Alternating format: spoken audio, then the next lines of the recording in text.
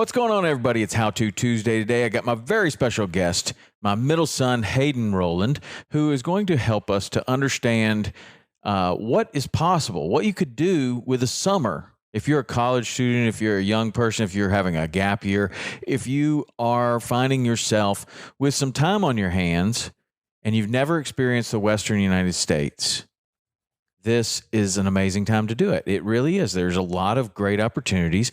Hayden lives in Bozeman, Montana. He goes to Montana State, but this year you find yourself with the summer off, which is really cool for you.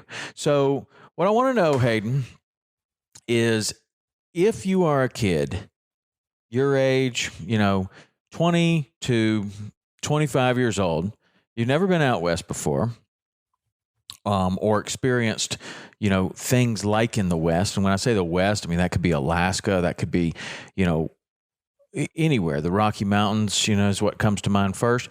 But if you've never done that, let's talk about some options of things that are available, things that you see kids doing all the time.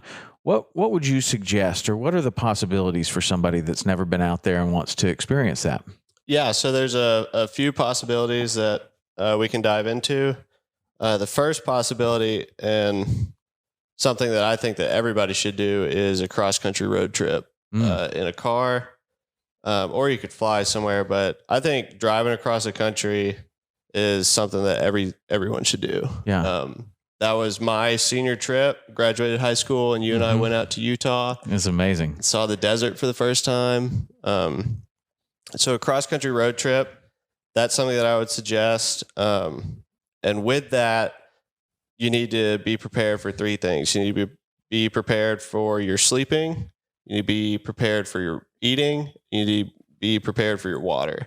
So your water, you could either get like giant jugs. I usually just grab like 3 or 4 gallon jugs and just do that. If you're backpacking, you can use this stuff called Aquamira. That's a water purifier. That's really good. And then your food, you could either get a cooler or you can eat on the road. If you're going to the backcountry, I suggest either you're going to eat dry food or you're going to cook your food. Find out how you're going to cook your food. If that's like a camp stove, or if you're just going to eat like dry food, like bars, just tough it out like that. And then probably the most important thing is your sleeping. So Turner and I, we've got a rooftop tent that we use, the CVT. If you got that, great. If you don't, you could lay down your seats in your car and make a bed in your car, or you could sleep in the bed of your truck. Yeah, and then or just a tent, right? Or just a tent. You could do a tent as well. And then finding camp spots is an important topic. So you want to look, if you're looking for free camping, you want to look online for what's called Dispersed Camping, which is where you can camp on national forest or BLM, pretty much public land. And then that's probably the best place to go. Or you could buy a campsite, but if you're on a lower budget or you want to get into a really cool place, that's what I do. I do dispersed camping a lot. Right. So that's the road trip. And then one of the other things that you would probably need and is available is a season pass to a national park. You can buy the season pass and it'll get you into every national park. So like the road trip that we did, what was fun about that is we went into an area that really neither of us was very familiar with. It was the desert Southwest, and there you have Arches, Zion, Grand Canyon, Bryce Canyon, tons of state parks, Canyonlands, Arches. You just have a ton of national parks, many that we're leaving out because that is the highest concentration probably of national parks within a kind of a small area. So we chose that area because neither one of us had really seen it before. We had been in the Rocky Mountains, fair bit, but that was very interesting to us. So we were able to bounce around into those things. Then on the way back, we had the option to go to Rocky Mountain National Park. We could have gone north. We could have gone anywhere. You could make a trip all associated with national parks, hitting national parks. And then in between the national parks, maybe you're finding places to camp. You could camp at a KOA. You could camp at any of these other places, but you can really do that kind of cheaply. And it is, like you're saying, man, that is one of the best experiences ever. Mm-hmm. So that's one opportunity that doesn't take any real reservations. I mean, a lot of people hear that if you don't have reservations at a national park, you're not going to be able to find a camp spot. And that is true in places like Yellowstone and Yosemite and really, really popular ones, but not necessarily true in some of the other ones. And what we found is a lot of those are surrounded by BLM land, national forest land, or there are plenty of people that are making a business out of knowing that people want to go there and their campgrounds kind of set out. So sometimes we would, when we needed a shower, we would stop at a campground. When we, could go for a while, we do the backcountry camping, and that was certainly great. So that's one option, that you could spend 2 weeks, you could spend a month, you could spend the whole summer doing that, and you're going to see some things that are really amazing. It doesn't really cost that much. We'll see where gas goes. But we're recording this right now on Memorial Day. And on Memorial Day, we're all giving thanks for really those who have served and sacrificed to allow us to have this freedom. And we do have this freedom that you could just get in the car and go anywhere. It's amazing. Mm-hmm. It really is amazing. And we have so many unbelievable and cool things to go. So that's one option. You can just jump in the car and really go. You don't need a lot of reservations or planning ahead. I mean, we didn't really plan. We kind of planned on the area we were going, and then we bounced around. It's like, I remember coming to some T's in the road, and we're like, you want to go right or left? Like, I don't know. Let's flip a coin even, maybe. Yeah. So that's one option. What's another option that people could do? Another option that is a little more expensive, but I would say is probably a greater sense of adventure, and you learn about leadership and you learn a lot about yourself, is something similar to a Knowles trip. Whether that's with Knowles or something like Moon Dance that's for younger kids, something where you're led by a leader into a foreign area doing some activity. So I did one after my freshman year of college. I went to Alaska and went backpacking and sea kayaking, and that was for a month. Most of the trips that Knowles does is for a month, or even like 3 months. They do a whole semester trip. But you can sign up for that last minute. I know I had a kid sign up for my trip 2 days before it left. Wow! Showed up in Alaska, bought all his gear, and then joined us. Well, that was one of the questions I was going to have is how, if you had seen anybody do that. That's pretty cool that somebody did that. And that was what, 2 years ago, 3 years ago? Mm-hmm. So now we're kind of post-COVID. In my opinion, I mean, and it may be a little bit different, but I would think that there would be a lot of trips that were opening up that they might have been really hard to get on, and maybe this year would be a great opportunity. I could be totally wrong about that. So you have to look, and some of the things that Hayden mentioned is Moon Dance. That's one that my daughter's been on, and it's a really good, well-run operation. Knowles, which is NOLS. That is one that you did, an extended trip in Alaska. Turner did another one in California where he got his wilderness EMT and EMT course within a month. Both were incredible. You both came back different people. I couldn't suggest anything more highly or give anything a higher recommendation than Knowles. You can go to their website, NOLS.com probably, or if you just Google NOLS, National Outdoor Leadership School. That is amazing, and I'm sure that there would be some opportunity for somebody to go at last minute, like you were talking about, to some of these places. And they go to their signature trip is the Wind River Range, right? Yep, they're based in Lander, Wyoming. So Knowles is a United States-based company. Mm-hmm. And I could be completely wrong about this, but on my trip, we had a lot of foreigners, a lot of foreign students. And I have no idea what the travel restrictions are for foreigners coming to the United States. So there could be a lot of openings that people could sign up last minute if they've got a month. If you're 14 and 15, I believe the classic trip that Tom's talking about, I think it's a 2-week trip for the younger kids. So if you're younger and you want to do something cool, if you got 2 weeks free, that trip is stunning. Yeah. And then if you do have a month and you decide to do a trip like this, the number one thing that I would suggest is picking a place where you want to go. So for mine, I've always wanted to go to Alaska. I've seen so much about it on Nat Geo and whatever. Pick an area that you want to go to, and then see if they've got an activity that you like or a skill that you'd like to pick up. And I have nothing bad to say about Knowles. Mm-hmm. They are absolutely incredible. They are on top of it. Okay. So Knowles are an organized type thing, and there's probably a zillion that we don't even know about that could be an option and might be excellent options. But the point of this really is to let anyone know that feels like, man, it's too late. I didn't make any plans for this summer. I don't know. Everything's probably sold out. Maybe it is, but maybe it's not, right? And you saw that in your trip. Somebody signed up 2 days before. So it's not too late maybe for a lot of things. So a third option would be actually going and getting a job somewhere, like going somewhere and getting a job. So you know a little bit about that. You've worked in Bozeman, a couple different jobs there, and you see people doing that all the time. What's the job situation like in a town, in a Western town? And I know Bozeman is not representative of the entire West, but what is the situation there as far as like if somebody just rolled into town, would they be able to find a job? Would they be able to... Is that possible at this late date? I think so. There are a lot of restaurants in Bozeman that I've seen that have help wanted signs. So I think that there's a lack of employment right now. Mm-hmm.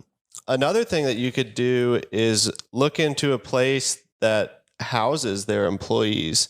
So one of my best friends, Arthur Levovitz, worked at Dornan's near Jackson, and they housed him, and he worked there for 2 or 3 months. Mm-hmm. So finding something where they can house you, because that's probably the biggest stress is if you roll into Bozeman and you find a job working at a pizza place, well, the housing is really tough right now. So I would suggest trying to find some place that houses you. National parks, again, I don't know the shape of them right now. But like I said, with Knowles, with the lack of all these foreigners, I guess I could be wrong again, but they might be needing people. You can go work at Roosevelt. You could go work at Lake. You could go up to Glacier. Within the National Park Service there. So that's probably Xanterra is the concessioner in a lot of the national parks, and there's probably some other ones as well. But as far as Yellowstone goes, that is the concessioner. So you would work for Xanterra would be one of them. Whoever runs the Hamilton stores would be another one. And I think that you can even work at the gas stations there, which is even another one. And all of those typically provide lodging for the employees. And like Hayden's saying, that's a really important one. But the last time we were in Yellowstone, there were a tremendous number of foreign students, foreign young people that were working in the park. So like Hayden's saying, and what we're kind of speculating is maybe with COVID regulations, maybe some of those students are not able to come. I don't know what the situation is, but maybe there is a real need for someone to work there. It might be the best opportunity in quite a while for getting a job in a national park. It doesn't have to be Yellowstone. It doesn't have to be Yosemite or the Everglades or any place that you've ever heard of before. There are some really incredible national parks that offer places to stay, and even some places that are like in the that kind of offer a similar kind of thing, like between Yellowstone and Grand Teton, there is a little area there. What's that called? John D. Rockefeller National. Yeah, well, the John D. Rockefeller Memorial Parkway, but there's like a big gas station restaurant in there. I can't remember what that's called. Moran? No. Anyway, it's like the Flying J or something. I can't remember what that is. Anyway, they do it. They do something similar. Mm-hmm. Like they'll have a place for their employees to work, and there's lots of options, and pretty much everyone that I've ever suggested going and working in the Western United States for the summer that has actually done it has had a real positive experience. And some of that has been in national parks. Some of it is in a place like Bozeman or Jackson, Wyoming, where there's tremendous amount of tourism. Sometimes those places can be difficult to find an affordable place to live. Camping is not out of the question for the summer. Lots of people do that. You have a lot of people that live in their car or their van all summer long, and they're working at a pizza place or an ice scoop at ice cream or something like that, and they get to hike the most beautiful mountains in the United States. It's a great gig, and sometimes you don't make a lot of money, but the experience is really spectacular. So those are 3 options that, do you have any other advice on getting a job out there anywhere?